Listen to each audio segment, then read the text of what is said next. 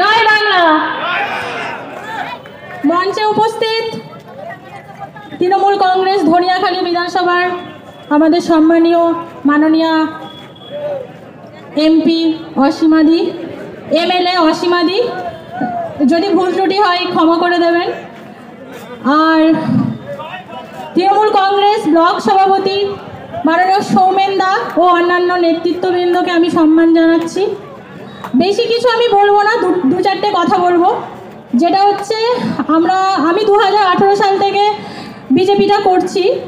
তো আমি প্রথমে মণ্ডলের ভাইস প্রেসিডেন্ট ছিলাম ও তারপর আমি মণ্ডলের প্রেসিডেন্ট হই। এখন আমি হুগলি সাংগঠনিক জেলার সদস্য মাদারের।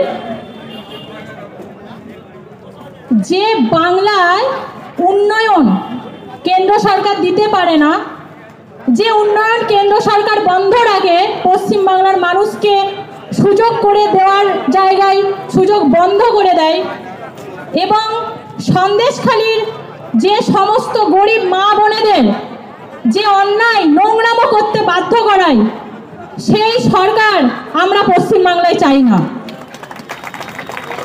আমাদের চোখ খুলে গেছে, একটাই কথা বলবো যে পশ্চিমবাংলায় আমরা নিজের মেয়েকেই চাই। আমরা মমতা বন্দ্যোপাধ্যায়কে চাই, আমরা রচনা ব্যানার্জিকে চাই, আমরা অসীমাদিকে চাই।